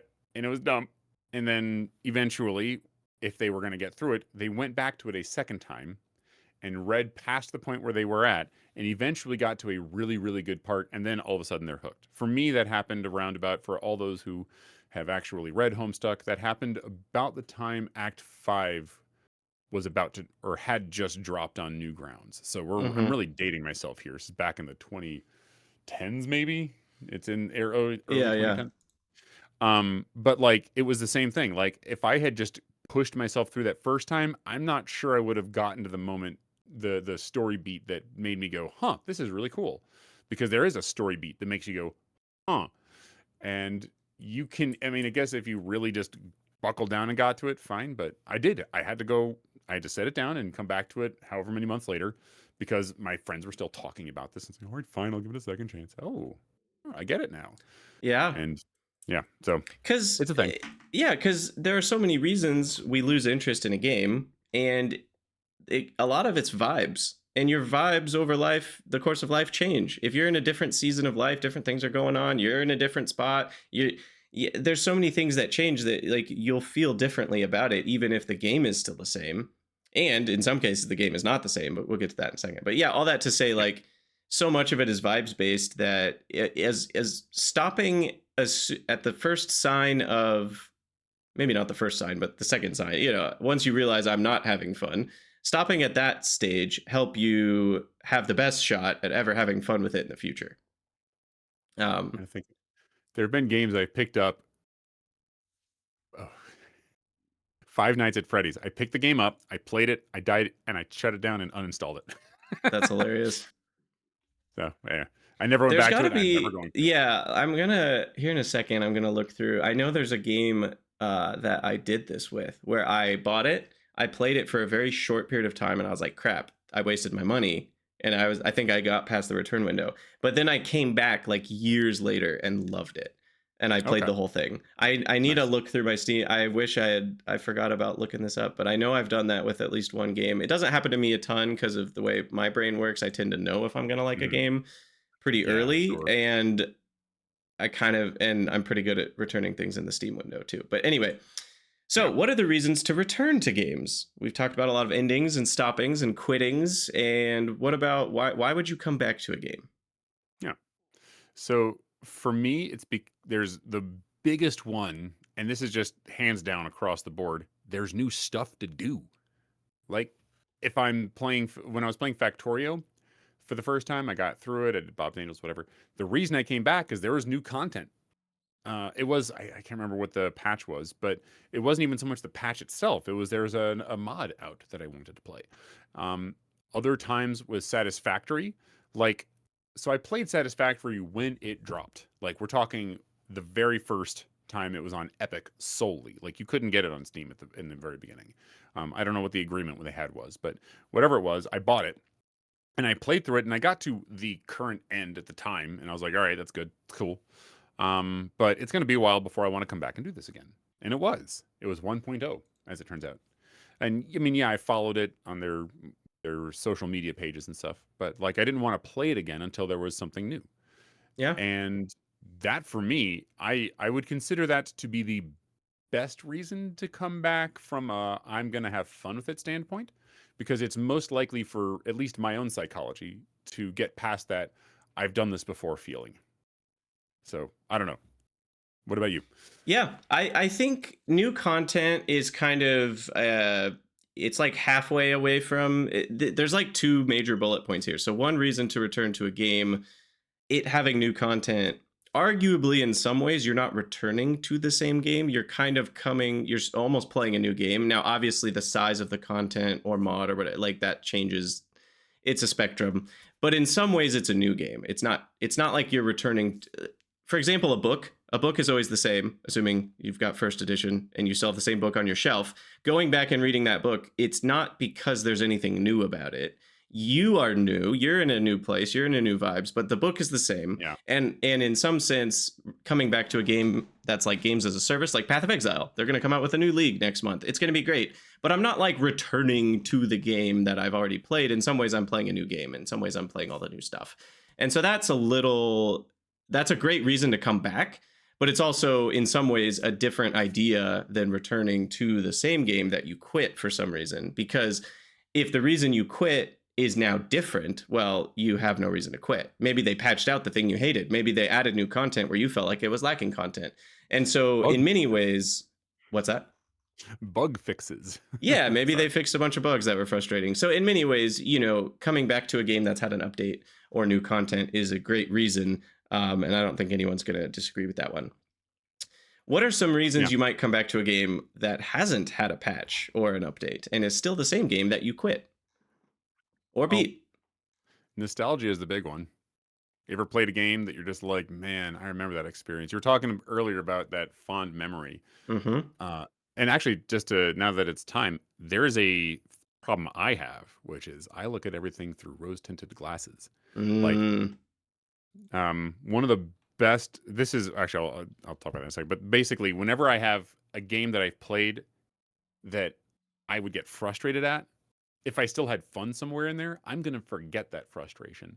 I'm going to forget what bothered me about it. I'm going to remember the good times. And it's just because that's the way my brain wants to organize the information. I mean, yeah, like if I hurt myself doing something, I'm going to remember the thing so that I don't do that again. That's fine. But that doesn't apply to video games. I for some reason, I remember the best of it. And so I get that feeling of nostalgia when I go back. Like one of the reasons I modded Doom in the first place was because, I mean, yeah, it had been decades, I guess, since I'd played the 1993 Doom. And I was like, wow, this is great. And it feels good. It's nostalgic. Mm-hmm. I don't know. It's one of those things that speaks to me, because there's sometimes when I want to relax, I want to feel good. I don't want to challenge. I'm not looking to, increase my skill at whatever. I just want to play a game and it's comfort food time. Yeah. And if I've played the game already, I know it's tasty, even if I've forgotten something that might have frustrated me about it. But I think it's tasty based on what my mind is telling me. And so I'll go and I'll play. Yeah. So I mean, the thing you worked on, Project Brutality, has been part of this vibe for me, the nostalgia vibe. But again, in some ways, that's still adding new stuff, like adding Project Brutality to Doom. If you haven't played it before, you're sort of hitting on the nostalgia piece of playing Doom again, but it's also like it's kind of a different game. So there's the newness. For me, I went back and played like just Heretic, just the game Heretic, with no mods, no anything. Now, I did have GZ Doom, which allows you to use mouse and keyboard controls, but it's still the same game. I went back, it wasn't that long ago, and I played the whole thing through. And it's like, does the game stand up? In my mind, it does, but I'm nostalgia'd out. Like, I grew up as a kid, playing that game on a Windows 98 PC or whatever, and it's like, would I think the same things about the game if I hadn't done that? Probably not. And so that one's on the channel if you want to see me play Heretic on the hardest difficulty.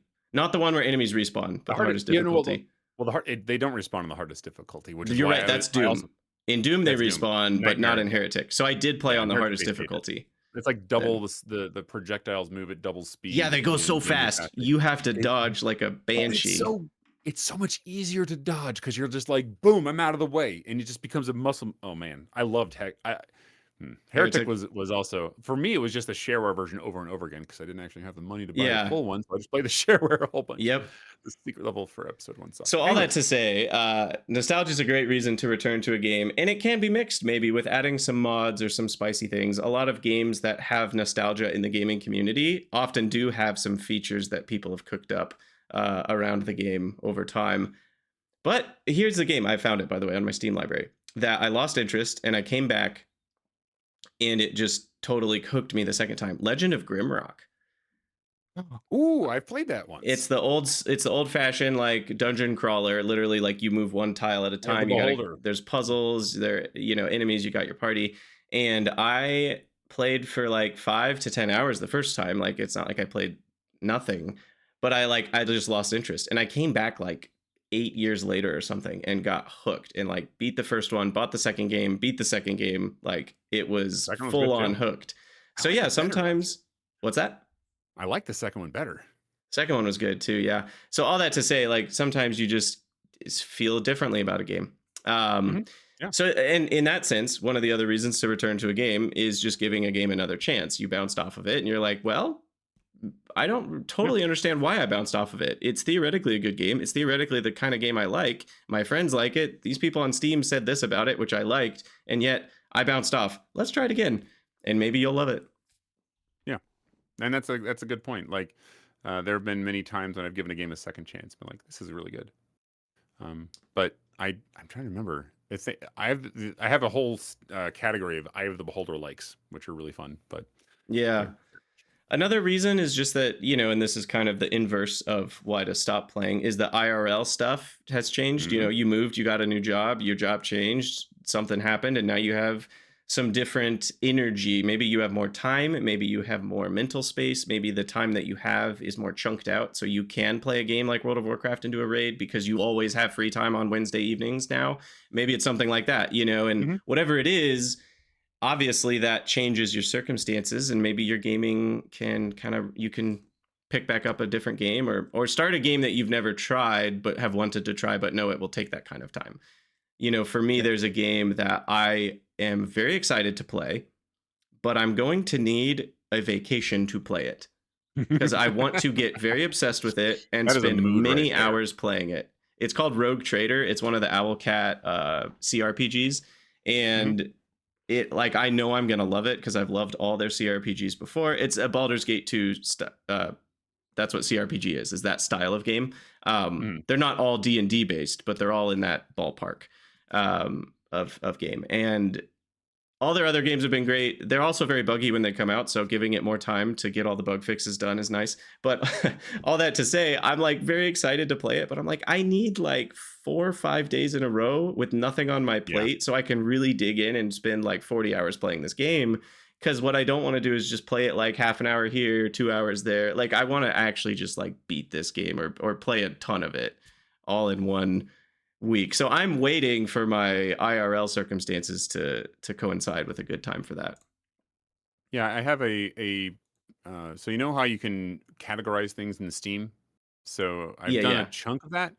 Not all of them. I just can't. But like I have an active to play list, and I have played some of these games. Like most of these games are sitting here. The next one I want to do is Tunic, right? But like That's a I've good one. started and didn't, yep, I've heard people telling me about it, and it seems like it's right up my alley. So that's here, but it's as you say, like I'm gonna need some more time because right now I have several projects going on at the same time, which is occupying all of the time I'm not parenting, and it's like I just don't have enough hours in the day. Yeah. So, and because one of those projects is, and now I'm doing art for a factory type game. Um, like I can't do game streaming much anymore. I could maybe do like the evening stuff, but I would need a change in my life circumstances to be able to appreciate these games. And some of them are not small. Like I have The Crust, I have Foundry, those are on there. I have Deep Rock Galactic. I'm looking through them right now. A lot of these are FPSs because I really really enjoy FPSs. But a lot of them are role playing games too, and a lot of them are factory games, and it's just like I'm not going to be able to spend the amount of time I want to spend doing Dwarf Yeah. Fortress because I The just other can't. there's I'm going to add in a new topic here. We talked about reasons to stop games, reasons to return to games. What we're talking about right now kind of brings me to a life hack that I've just recently started implementing and learning I need to implement. And it resonates with what I've heard a lot of people on the internet saying, so I know other people will vibe with this too, which is there are certain things that you want to do that you have to I'll be careful about how I say this. You have to be intentional about it as if it's something you have to do, but only when you have time and want to do it. So, for example, the show Andor. It's a Star Wars show. I wasn't a huge fan of some of the other Star Wars shows, so I kind of just fell off the wagon with like all the Disney Marvel stuff and just gave up at some point after Infinity War. Except Spider-Man No Way Home or Homecoming. Which one was the one with all the Spider-Man? Anyway, that movie was great. No Way Home. It hit all the nostalgia notes perfectly. I love that movie. But that was kind of the end of Marvel Star Wars category for me. I saw a couple episodes of Obi-Wan and I was just like, what is this? This is not for me anymore. Yeah. So I gave up. And then my friend was talking about Andor and is like, Andor's the best show I've ever seen, or it's so good. I'm like, is it really that good? He's like, it's different. So I just, put it off for so long until finally season 2 came out and that got great reviews too. And he's like, this show is very different than the other Star Wars show. And I like trust this person. And so I was okay, I want to watch this. I really do. But somehow, even after I got to that place where I was like, I actively want to watch this show, I never turned it on. I'd get to my TV time or whatever. I'd open up, Disney Plus or Netflix or whatever. I'd scroll around and I just never could start it because there was something about the experience needed to be just so. And I realized at one point, I was like, I'm never going to watch this show if I don't plan to. Yeah. So the life hack here is that there are certain, and as I talk about this, some of you might be like, ooh, I kind of know what he's saying. Like there are things where you're not just going to fire it up. There might be video games in your Steam library that you want to play, like Galdoc was just talking about, a to-play list that you have. Like for me, Inscription is on that list. I'm excited to play Inscription, but it will never just randomly happen. I'm never going to sit down at my computer for gaming time and be like, why don't I try Inscription today? Because it's just a different kind of game that occupies this space in my mind of like, this is some experience, that I'm going to have to go through that will be cool and I will love it, but it needs to be planned. So what I'm going to do is at some point when I have a free Saturday or Sunday, I'm like, that's going to be an Inscription day. I'm actually going to wake up and I'm going to get my coffee and like, I'm going to put it on my actual calendar to do that. And then it will happen. And I say this because I finally started Andor and it is amazing and it is great and I can't recommend it highly enough to anybody, even if you don't like Star Wars, because it's not really about Star Wars. It's very much a show that is about like political intrigue and there's spies and it's like there's political commentary that is about stuff that hadn't even happened yet in the world because it was made before it happened and it's crazy. Anyway, all that to say, the only reason I got to it is because I scheduled a night where I was like, I'm going to go to the grocery store. I'm going to get some fun snacks. And it's going to be like a movie night for me where I'm going to start Andor and watch the first, 2 to 4 episodes or whatever, like a special movie night. And then at that point I was hooked and I was able to watch it, kind of automatically in some ways. But I had to be intentional. And maybe it's because I'm getting older. Maybe a lot of those listening to this podcast are also getting older and realizing that our time, we fill it with those nostalgia comfort foods, games and shows. And if we have certain games and shows that are a little bit more spicy or outside our comfort zone, we might need to be intentional about scheduling. Like, I'm actually going to do this thing because I think this game is worth my time and I want to try it out, but I'm not just going to fire it up on a random Saturday. Anyway, that's my spiel. It's because you've turned into an adult. That's basically what we have to do. We have to plan our recreation to a certain extent. And, in some ways that's bad because it's lacking the spontaneity of I just want to go have fun. But in some ways it's good because, well, it's like cooking your own food. It's going to be better usually. Yeah, but I think it's a little different than that because it's not that I don't need to plan my gaming time. I've got plenty of gaming time. I could fire up Inscription anytime. But I don't, even though I want to play it. So I'm talking more about being intentional about certain experiences that even though you have the time to do them, you're not doing them for one reason or another. There's some sort of blockage somewhere, but you still really want to do it. And those are the things that I'd say they could be worth being intentional about and scheduling them. Not scheduling because you don't have time, but scheduling because you don't have the motivation or whatever. I fair enough. I was thinking something a little bit different, but I did want to say I'm waiting for and else to come out. I don't know what that is. Well, it's like if and or then else. Oh gosh. I'm Anyhow, sad. I'm sad. I actually hopped off of the Star Wars universe when I think it was Book of Boba Fett, and I don't know what the writers were doing, but it just absolutely didn't just not speak to me. It told me to go away, and I just Yeah, could not. exactly. It was Yeah. such lazy writing and such bad writing. I'm sorry, and I know some people are gonna love it, and that's fine. I love it No, if they it can connected they with can you. be grumpy at you if they want to, because I'm with you. Book of Boba Fett was pretty bad. There were a It couple was moments I liked because I did watch that first season, but it was no. I yeah, yeah, overall that was part of why I also fell off the Star Wars wagon. but yeah. It's Anyway, like with yeah, yeah. all Sorry, that go to ahead. say, there are times in life, with gaming, and this applies to not just gaming, entertainment in general. Like for me, Yeah, there's another thing. There's a um, what's it called? There's a hatchet throwing place, and I'm like, I really want to do that, but I'm never going to just randomly on a Saturday go to this hatchet throwing place.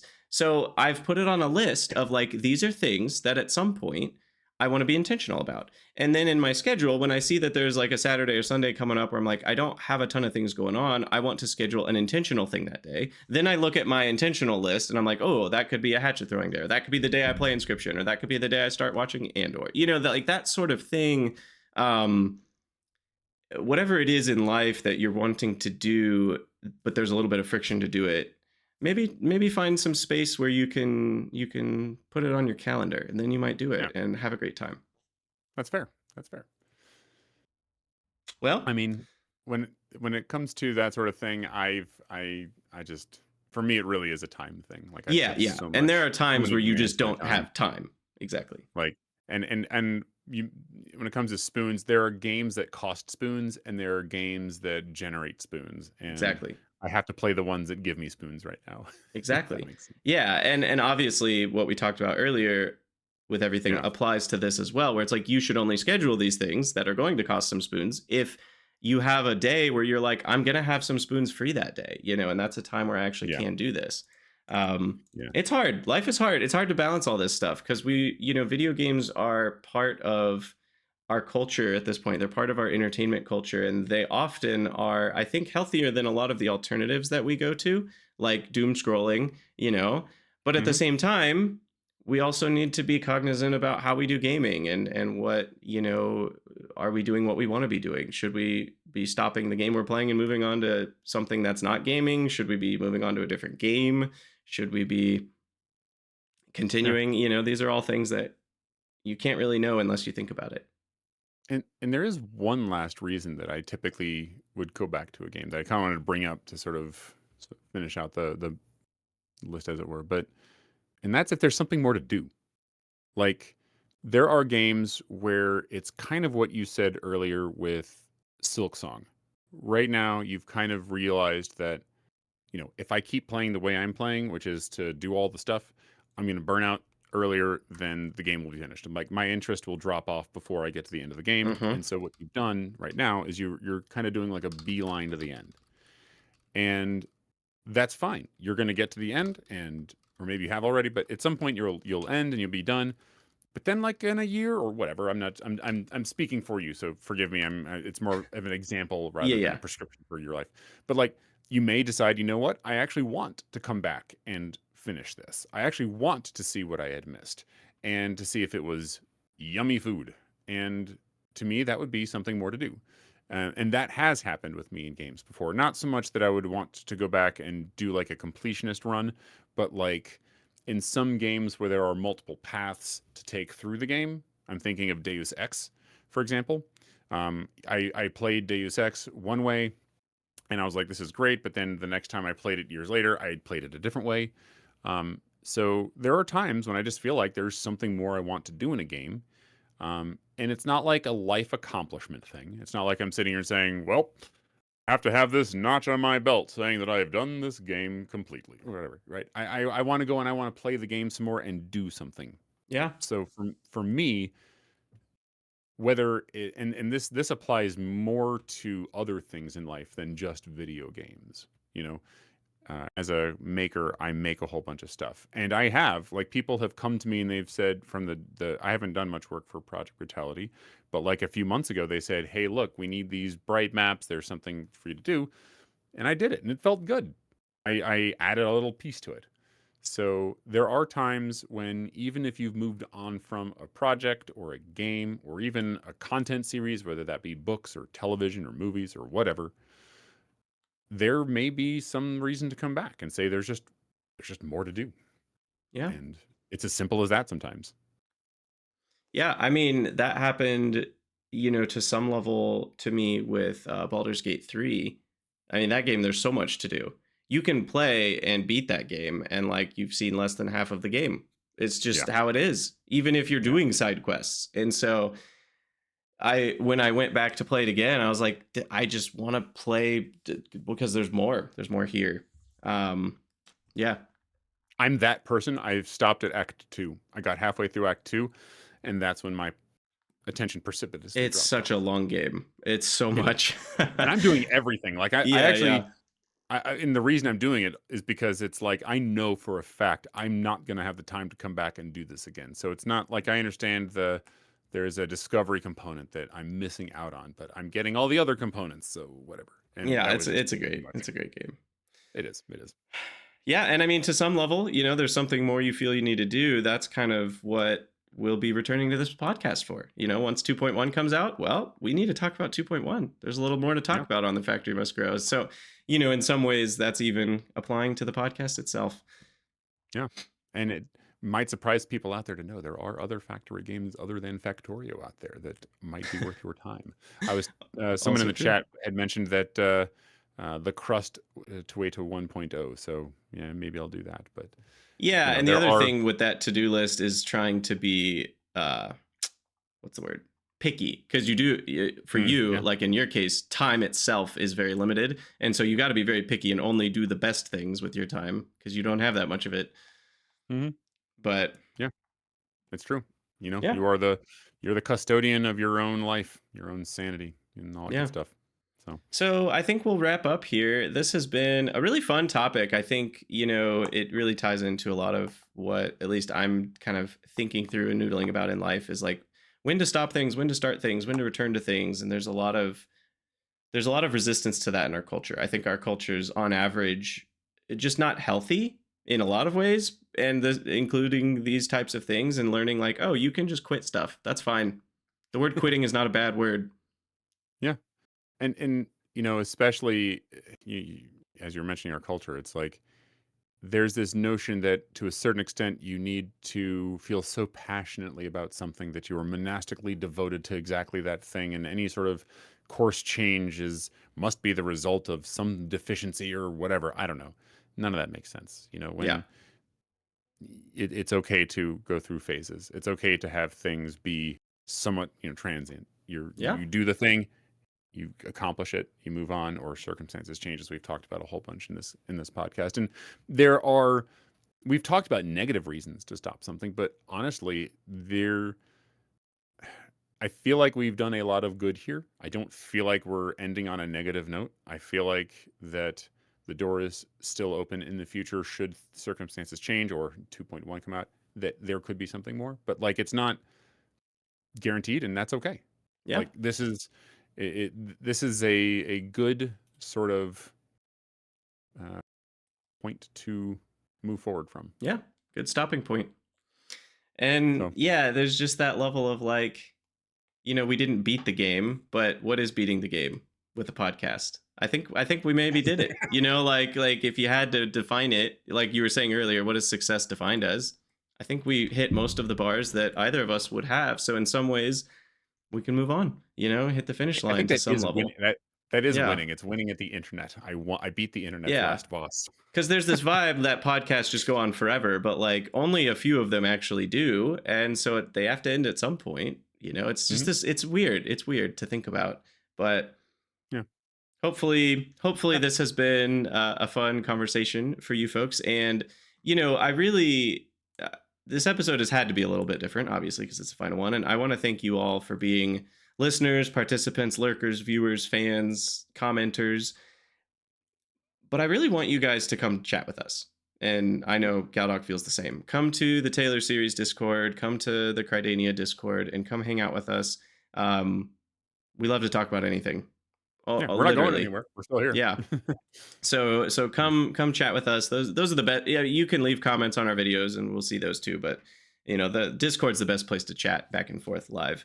And I don't know. What about you, Galdoc? Do you have some closing thoughts here? Well, it's one that comes from a video game I played a long time ago and was fairly formative to me. And I'm only going to steal a bit of the intro quote. And if you recognize it, then kudos. I'll reveal what it was in the first place. But it was that the main character was pontificating on something that was just happening then, and he reassured himself that the ending had not yet been written.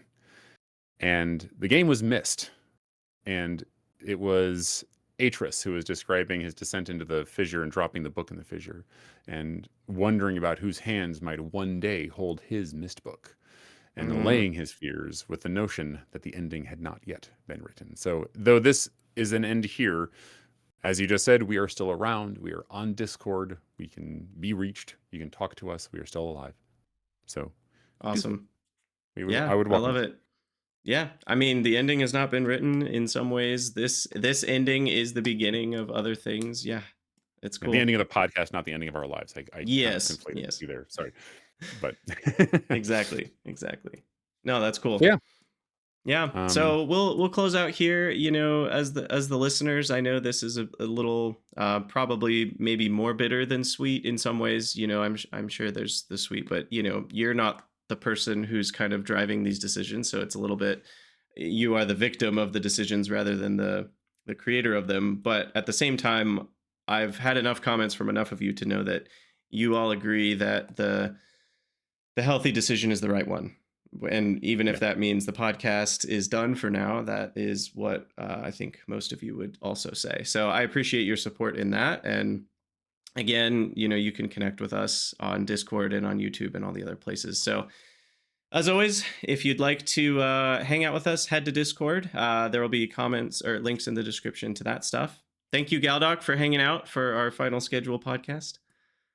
Thank you, Krydax, not just for having me, but also many months ago inviting me to be here in the first place. Yeah. This has been wonderful, and I will treasure this. Thank you. Me too. It's been, I knew when I asked you, I was like, I really hope he says yes, because this is going to be a really cool thing if he does. And it's been all that and more. So thanks for being here. You've been the perfect co-host, and I think we've had such a cool podcast. I mean, perfect is a weird word. You know what I mean. But I know what you mean. I know what you mean. Yes. So yeah, thanks for being here. And for you, the listeners, take care of each other, take care of yourselves, and always remember, the human must grow. Ooh, that was good.